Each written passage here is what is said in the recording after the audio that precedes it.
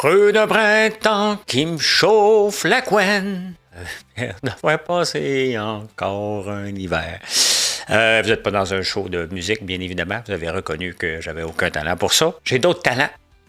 Si vous êtes ici, je dois en avoir une coupe.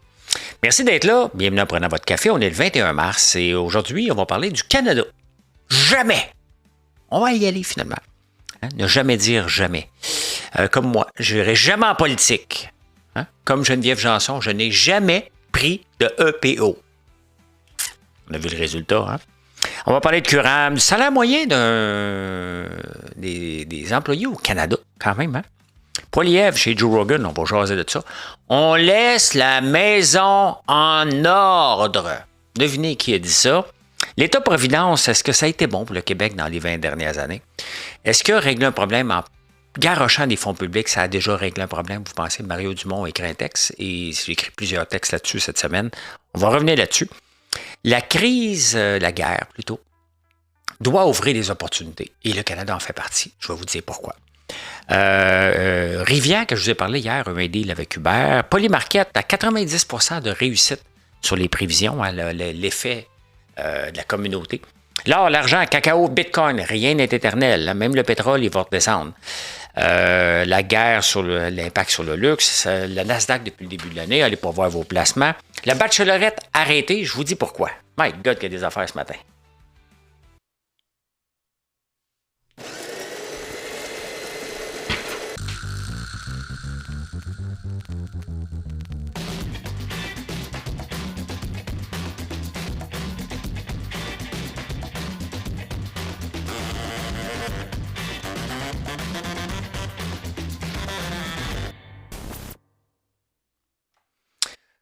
Écoutez, si vous ne me voyez pas, là, c'est plate parce que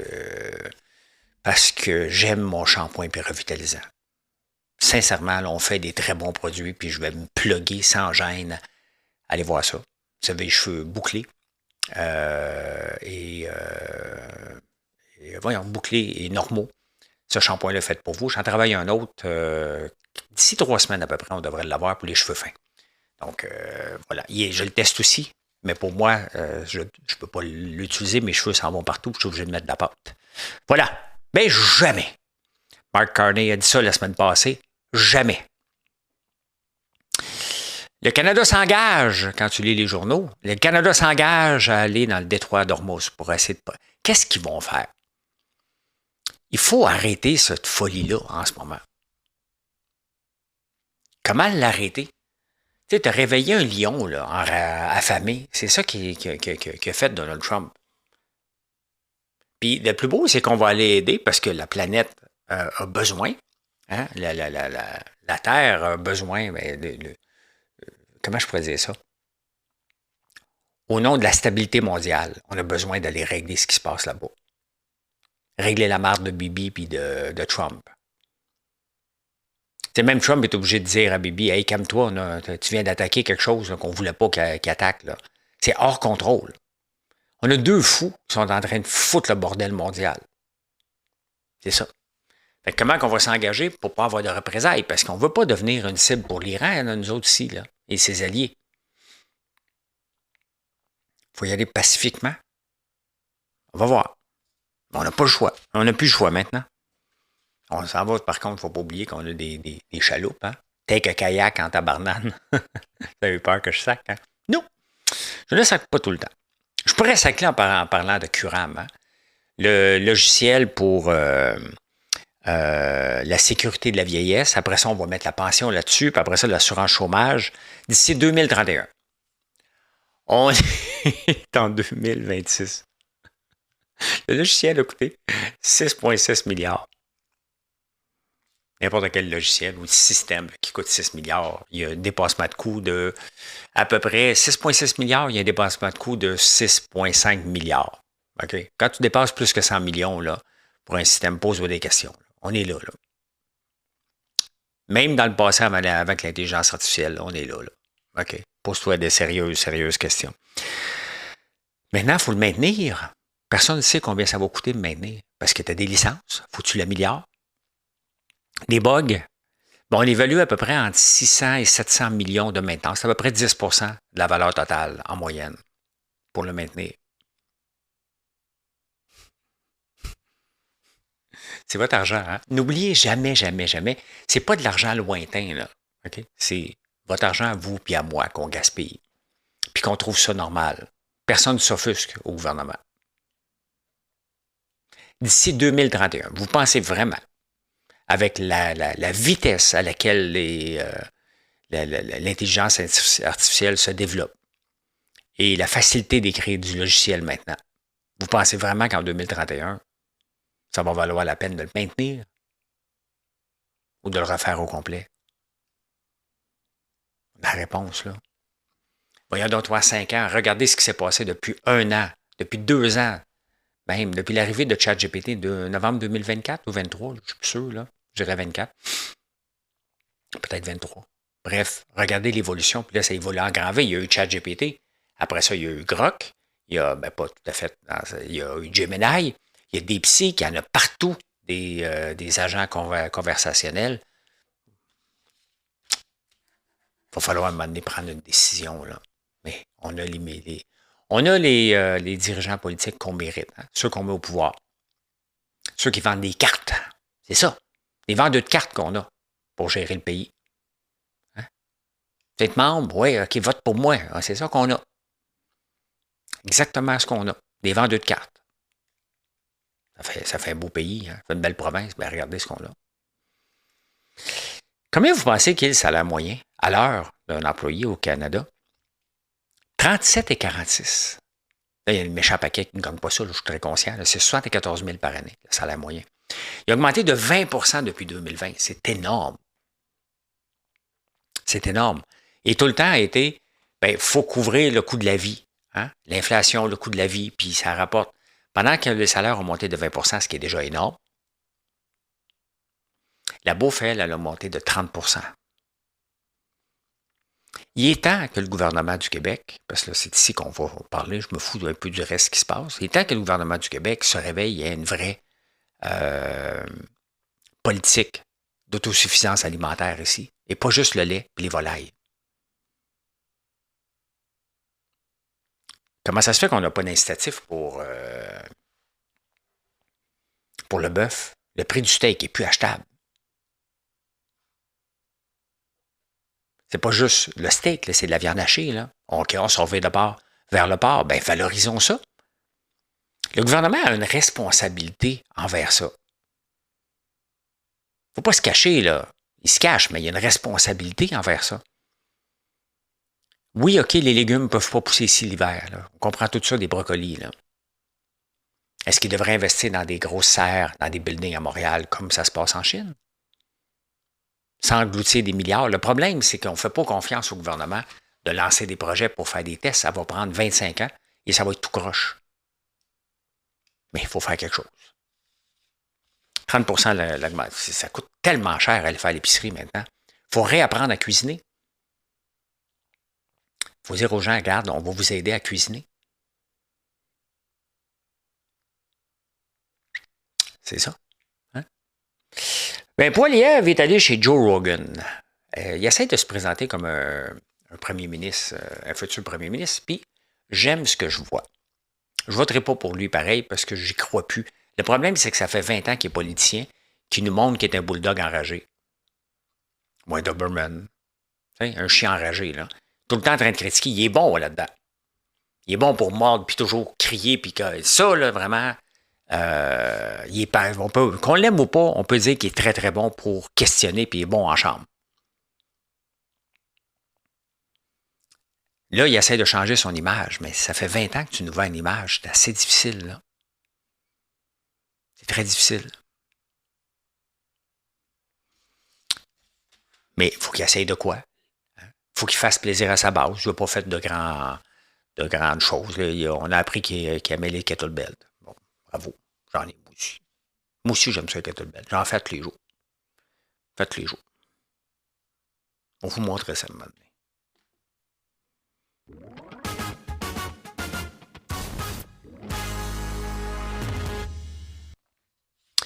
Il était une fois des gens heureux.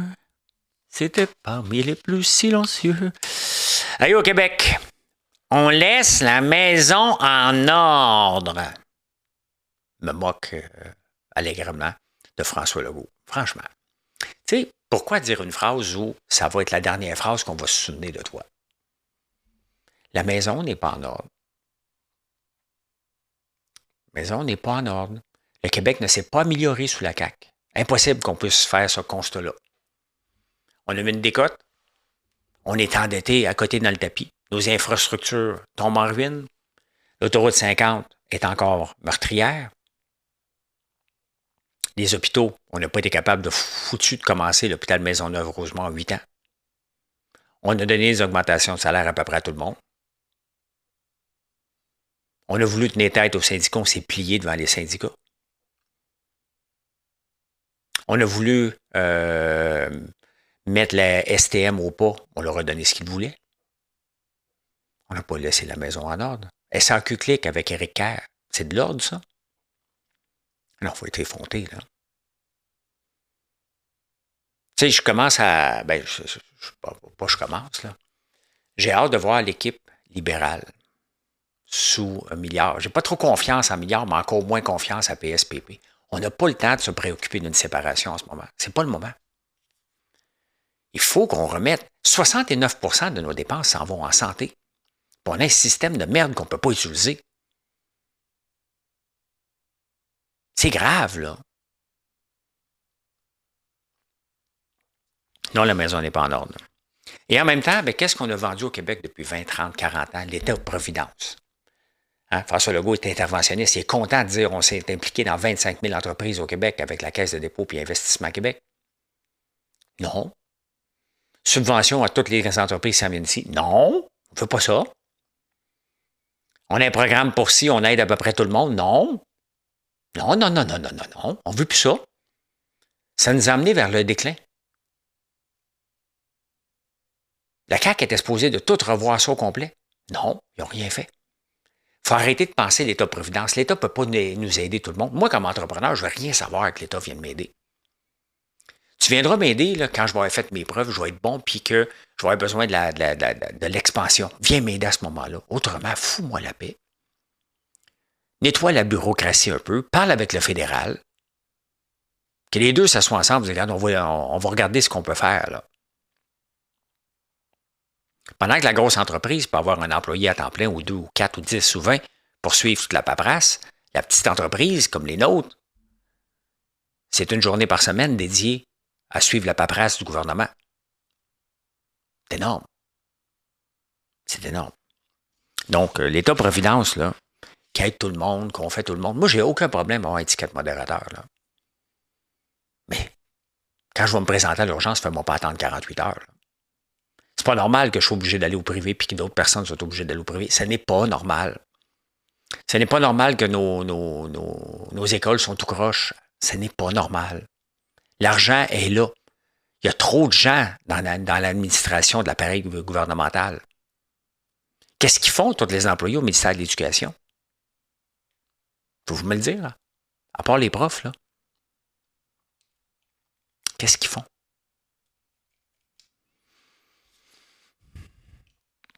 Justement, Mario Dumont en parle, puis j'en ai parlé plusieurs fois cette semaine. C'est essayer de régler un problème en garochant des fonds publics. Ça n'a jamais marché, là. Tu sais, les infirmières, à un moment donné, ils font une grève. Oh, on n'a pas assez d'argent, ça nous prend. Les problèmes sont encore la même chose. Parfait, ils ont eu plus d'argent. Les médecins ont eu plus d'argent. Tout le monde a plus d'argent. 20 d'augmentation en moyenne depuis le 2020, là. C'est énorme. Est-ce que nos services se sont améliorés? On en a pompé de l'argent. Puis on continue. Puis on demande aux contribuables de continuer de payer. Paye. On ne veut plus payer. On veut payer ça, là. Moi, je suis bien à l'aise avec ce que j'ai là en ce moment. Régler. Puis à un moment donné, vous devriez nous en enlever, nous laisser respirer un peu. C'est pas normal qu'on soit l'État le plus taxant en Amérique du Nord avec les services qu'on a. Ce n'est pas normal. Donc, la maison n'est pas en ordre. Le fonctionnement du gouvernement n'est pas correct. Il manque quelque chose. Mais ce qu'on a, par contre, on a des vendeurs de cartes. Ça, on en a des bons ministres et des bons députés vendeurs de cartes. Et c'est ceux-là qu'on va au pouvoir.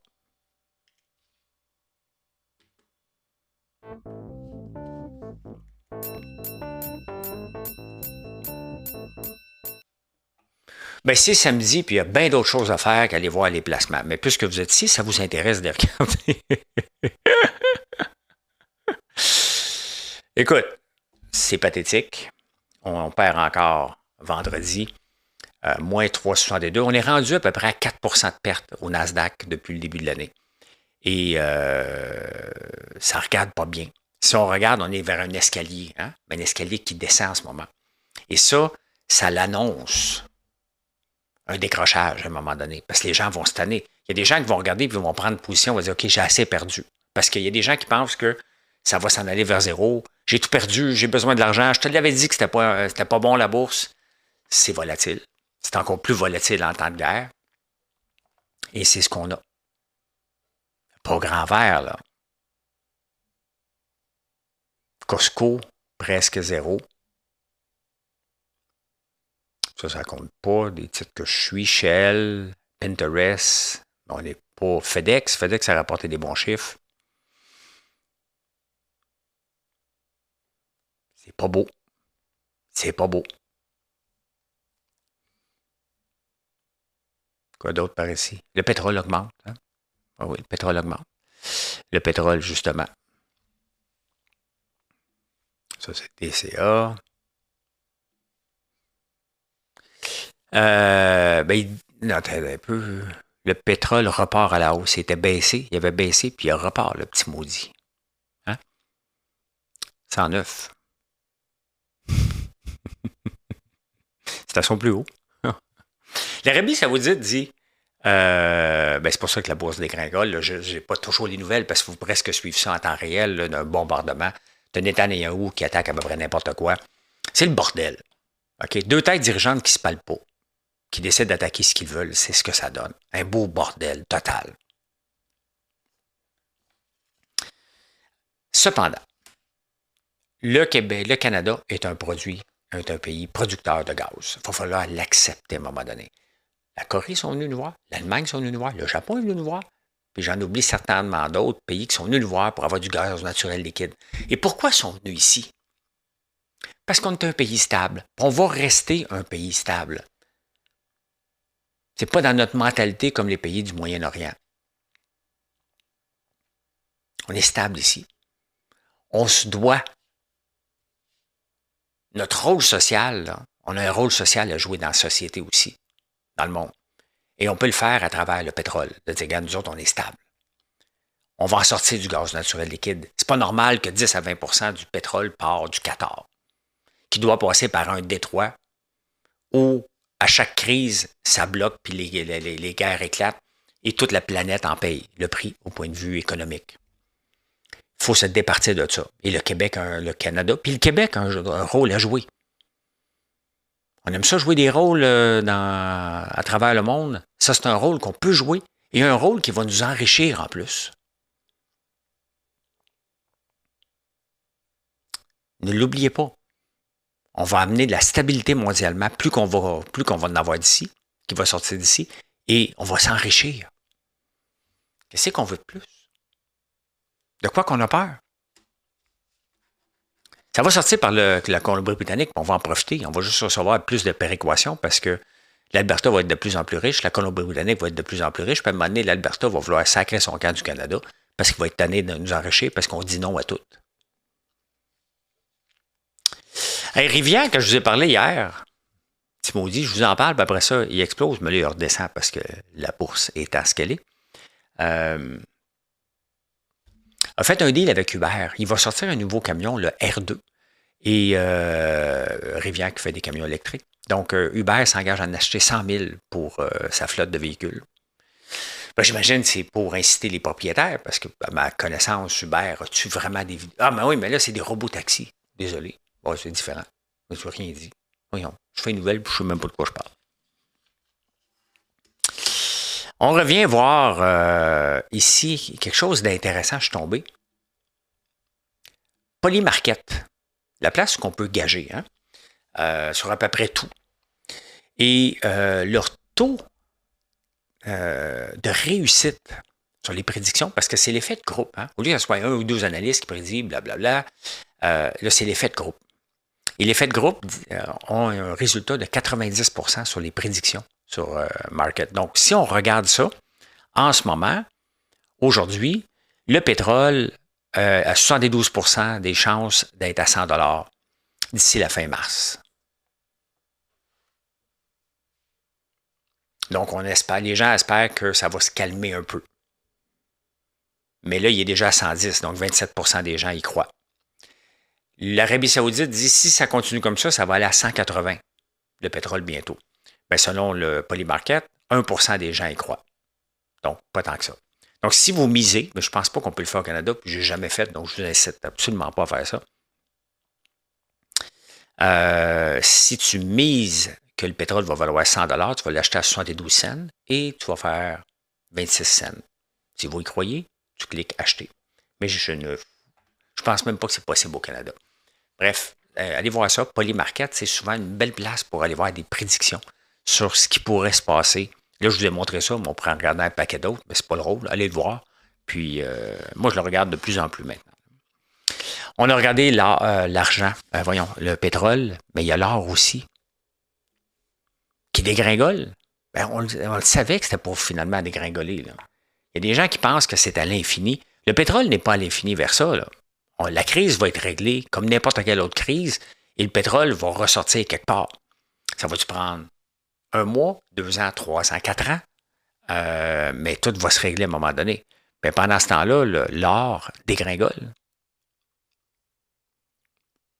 L'or qui avait un pic de presque 5500 a perdu 1000 $. Le silver qui était monté, lui, en fou, hein, de 120 a perdu 50 $, c'était à 70. Le cacao aussi que je vous ai montré. Le café on va aller voir ça. Cacao diminue aussi. Il était descendu un petit peu plus bas, il est à 3200. Le café, j'ai-tu le café là-dessus? Coffee. Faudrait bien que je le vois. Vous autres, vous le voyez, moi, je ne le vois pas. Bon, je le vois pas. Le café est là. Il augmente un peu. On est nerveux, on prend du café. C'est comme ça. Mais bref, rien n'est éternel. Quand vous voyez mon dessin comme une flèche, là, ça se peut que ça fasse mal quand ça va redescendre. Et ça va toujours redescendre vers les prix qu'il y avait avant. À moins que, tu sais, les seules raisons que ça pourrait expliquer, c'est que, mettons, comme le cacao, là. Baboum! OK? Plus de cacao. Ou très peu. Mais là, c'est sûr que c'est différent. Là, c'est une crise. Le pétrole est là, c'est juste qu'on n'est pas capable de le sortir des endroits où ce qui est. Fait que ça va revenir à la base à un moment donné. Là. Et en même temps, bien, ça crée des opportunités. Peut-être de se départir de l'auto électrique, mais il va falloir avoir des concessionnaires. On a parlé de BYD qui veulent s'en venir ici. Il y a Chery qui s'en vient ici aussi. Donc, les concessionnaires chinois s'en viennent ici. Puis, on a des très belles autos à nous offrir en passant. Très, très belles. Et il n'y a rien qui empêche à Chery aussi d'offrir des concessionnaires où il va y avoir des autos électriques puis des autos à gaz. Hein. Ils en vendent aussi des autos à gaz. Ils ne sont pas interdits de venir ici là, pour les autos à gaz. Là. Donc, ils vont peut-être offrir les deux. Probablement. La guerre sur le luxe. Et boy, hein, je suis allé voir Louis Vuitton. Ça va mal. Hein? J'en ai du Louis Vuitton. Louis Arnaud... Bernard Arnault doit être un petit peu moins riche, là, si on regarde sur 5 ans.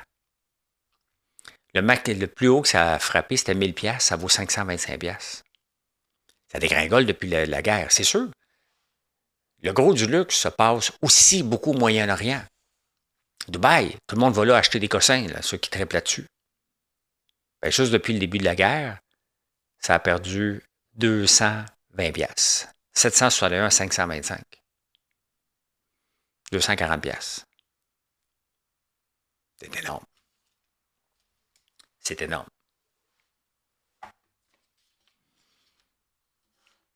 Là, l'argent, le luxe, la bourse qui a planté de 4 %, la guerre offre des opportunités, je l'ai dit. C'est un show d'opinion, donc c'est ce que je pense. Vous savez ce qui se passe en Europe? Je ne sais pas si ça a commencé à frapper ici. Les gens commencent à se faire des provisions. Pré-guerre. Le riz, les sardines, les maquereaux en canne, les pâtes. Les gens commencent à se faire des provisions en cas de guerre qui va continuer. Pas en train de s'acheter une sacoche Louis Vuitton pendant ce temps-là. Là. Ça a un énorme impact, ce que Trump est en train de faire. Énorme. Sur votre portefeuille, vous le voyez, là. Et finalement, regardez ce qui se passe. SMCI, Super Micro, je ne sais pas si vous suiviez cette compagnie-là. Elle débarque de 28 %. Qu'est-ce qui se passe? Super Micro sont dans les data centers. Et ce sont des Chinois. Bon, ils sont aux États-Unis. Hein? Mais, pas fous, eux autres. Hein? Fait qu'ils ont dit, t'es peu... il y a une interdiction des puces NVIDIA, la H20 en Chine. Donc, moi, je vais bâtir des ordinateurs ici aux États-Unis avec la bonne puce, puis je vais l'envoyer en Chine sans le dire à personne. Ben, c'est une loi. Hein? Fait qu'ils se sont fait prendre. Élection prendre débarque. C'est comme ça. Hein? On appelle ça du smuggling. C'est ce qu'ils ont fait. C'est niaiseux, mais c'est la loi.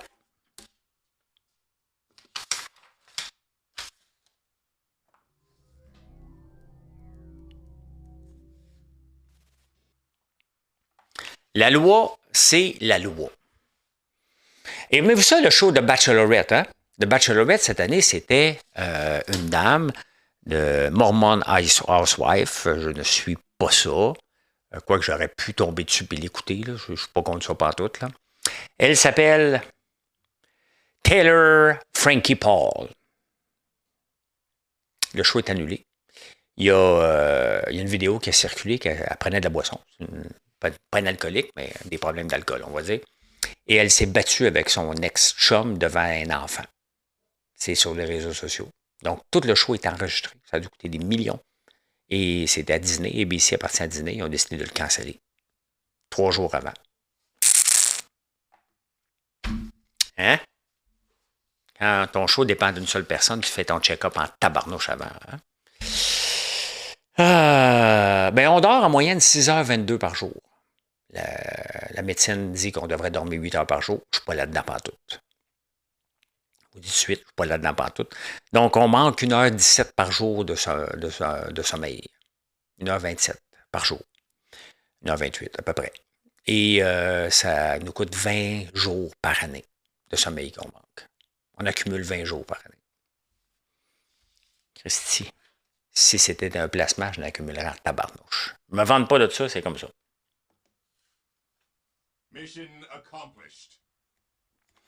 Merci les amis. Passez une excellente journée, puis venez nous voir sur françoislambert.one.